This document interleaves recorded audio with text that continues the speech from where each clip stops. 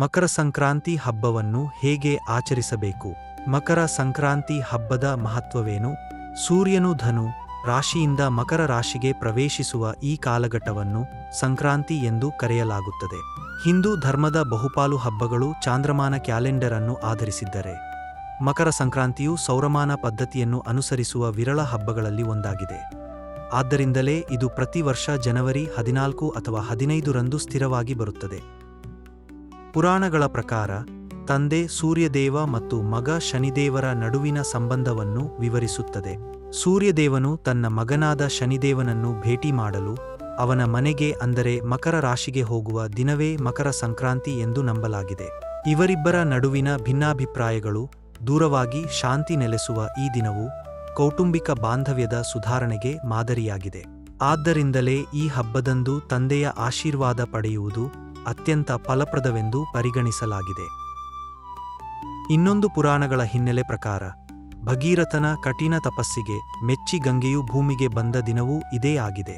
ಗಂಗಾ ನದಿಯು ಕಪಿಲ ಮಹರ್ಷಿಗಳ ಆಶ್ರಮದ ಮೂಲಕ ಹರಿದು ಸಾಗರವನ್ನು ಸೇರಿದ ಈ ದಿನದ ಸ್ಮರಣಾರ್ಥವಾಗಿ ಬಂಗಾಳದ ಗಂಗಾಸಾಗರದಲ್ಲಿ ಗಂಗಾಸಾಗರ ಮೇಳ ನಡೆಯುತ್ತದೆ.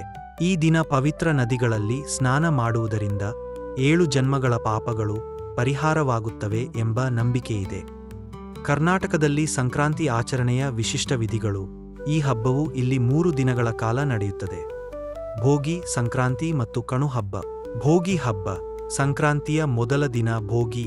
ಈ ದಿನದಂದು ಮನೆಗಳನ್ನು ಸ್ವಚ್ಛಗೊಳಿಸಿ ಬೇಡದ ಹಳೆಯ ವಸ್ತುಗಳನ್ನು ಅಂಗಳದಲ್ಲಿ ಬೆಂಕಿ ಹಾಕಿ ಸುಡಲಾಗುತ್ತದೆ.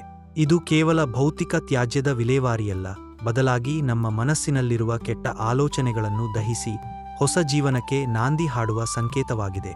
ಈ ಬೆಂಕಿಯನ್ನು ಭೋಗಿ ಮಂಟ ಎಂದು ಕರೆಯಲಾಗುತ್ತದೆ. ಉತ್ತರ ಕರ್ನಾಟಕದಲ್ಲಿ ಭೋಗಿಯ ದಿನದಂದು ಸಜ್ಜೆ ರೊಟ್ಟಿ ಮತ್ತು ಎಣ್ಣೆಗಾಯಿ ಪಲ್ಯವನ್ನು ವಿಶೇಷವಾಗಿ ತಯಾರಿಸಲಾಗುತ್ತದೆ.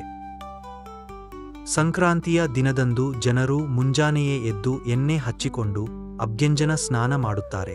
ಸ್ನಾನದ ನೀರಿನಲ್ಲಿ ಕೆಲವು ಎಳ್ಳುಗಳನ್ನು ಹಾಕುವುದು ಶ್ರೇಯಸ್ಕರವೆಂದು ಆಯುರ್ವೇದ ಮತ್ತು ಧರ್ಮಶಾಸ್ತ್ರಗಳು ಹೇಳುತ್ತವೆ.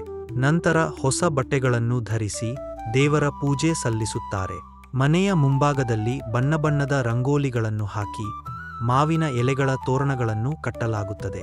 ಸೂರ್ಯ ದೇವನಿಗೆ ವಿಶೇಷ ಪೂಜೆ ಸಲ್ಲಿಸಿ ಹಸಿ ಹಾಲನ್ನು ಮಣ್ಣಿನ ಮಡಕೆಯಲ್ಲಿ ಕುದಿಸಲಾಗುತ್ತದೆ. ಹಾಲು ಉಕ್ಕಿ ಬರುವುದು ಸಮೃದ್ಧಿಯ ಸಂಕೇತವಾಗಿದೆ. ಕರ್ನಾಟಕದ ಸಂಕ್ರಾಂತಿಯ ಅತ್ಯಂತ ಆಕರ್ಷಕ ಭಾಗವೆಂದರೆ ಎಳ್ಳು ಬೆಲ್ಲದ ವಿನಿಮಯ.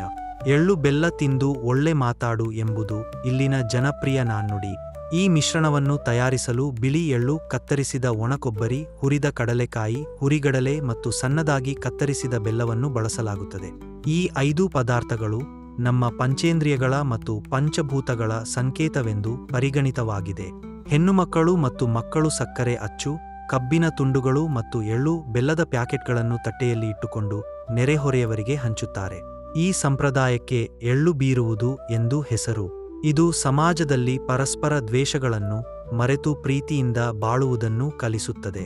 ಸಂಕ್ರಾಂತಿ ಹಬ್ಬ ಆಚರಿಸಲು ಇವುಗಳು ತುಂಬಾ ಮುಖ್ಯ. ಎಳ್ಳು ಬೆಲ್ಲದ ಮಿಶ್ರಣವು ಪ್ರೀತಿ ಮತ್ತು ಸಾಮರಸ್ಯದ ಸಂಕೇತ. ಸಕ್ಕರೆ ಅಚ್ಚು, ಇದು ಜೀವನದ ಸಿಹಿ ಸಂಭ್ರಮದ ಸಂಕೇತ. ಕಬ್ಬಿನ ಜಲ್ಲೆ, ಇದು ಸಮೃದ್ಧಿಯ ಸಂಕೇತ. ಎಲಚಿ ಹಣ್ಣು, ಬೋರೆಹಣ್ಣು, ಇದು ಆರೋಗ್ಯ ಮತ್ತು ಮಂಗಳಕರ ಸಂಕೇತ. ಮಾವಿನ ಎಲೆಗಳು, ಇವು ಶುಭ ಮತ್ತು ಪವಿತ್ರತೆಯ ಸಂಕೇತ. ಕೊನೆಯದಾಗಿ ಕಣು ಹಬ್ಬ ಮತ್ತು ಪಶು ಆರಾಧನೆ. ಸಂಕ್ರಾಂತಿಯ ಮರುದಿನ ಕಣು ಹಬ್ಬ ಅಥವಾ ಮಟ್ಟು ಪೊಂಗಲ್ ಆಚರಿಸಲಾಗುತ್ತದೆ. ಕೃಷಿಯಲ್ಲಿ ನೆರವಾಗುವ ಎತ್ತುಗಳನ್ನು ಮತ್ತು ಹಸುಗಳನ್ನು ಈ ದಿನ ಗಂಗಾ ಸ್ನಾನ ಮಾಡಿಸಿ ಅಲಂಕರಿಸಲಾಗುತ್ತದೆ. ಅವುಗಳ ಕೊಂಬುಗಳಿಗೆ ಬಣ್ಣ ಹಚ್ಚಿ ಗೆಜ್ಜೆಗಳನ್ನು ಕಟ್ಟಿ ಪೂಜಿಸಲಾಗುತ್ತದೆ. ರೈತರು ಹಸುಗಳಿಗೆ ಸಿಹಿ ಪೊಂಗಲ್ ಮತ್ತು ಕಬ್ಬನ್ನು ತಿನ್ನಿಸುತ್ತಾರೆ.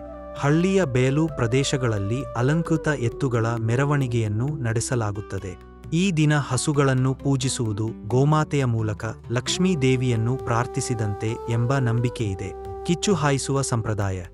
ಹಳೆಯ ಮೈಸೂರು ಭಾಗದಲ್ಲಿ, ವಿಶೇಷವಾಗಿ ಮಂಡ್ಯ, ಮೈಸೂರು ಮತ್ತು ಬೆಂಗಳೂರಿನ ಗ್ರಾಮೀಣ ಭಾಗಗಳಲ್ಲಿ ಕಿಚ್ಚು ಹಾಯಿಸುವ ರೋಮಾಂಚಕ ಸಂಪ್ರದಾಯವಿದೆ.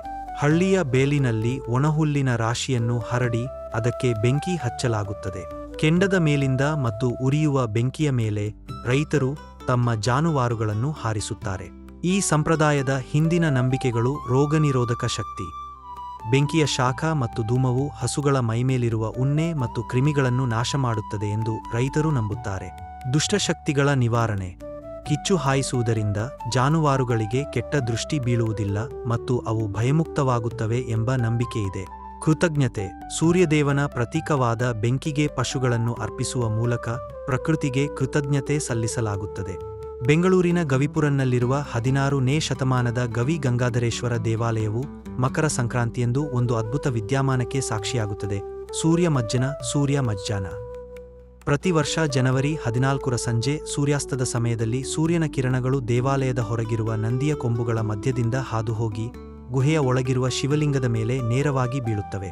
ಈ ಪ್ರಕ್ರಿಯೆಯು ಸುಮಾರು 20 ನಿಮಿಷಗಳ ಕಾಲ ನಡೆಯುತ್ತದೆ ಮತ್ತು ಶಿವಲಿಂಗವನ್ನು ಕಿರಣಗಳು ಸಂಪೂರ್ಣವಾಗಿ ಆವರಿಸುತ್ತವೆ. ಇದನ್ನು ಸೂರ್ಯ ಮಜ್ಜನ ಅಥವಾ ಸೂರ್ಯನಿಂದ ಶಿವನಿಗೆ ಅಭಿಷೇಕ ಎಂದು ಕರೆಯಲಾಗುತ್ತದೆ.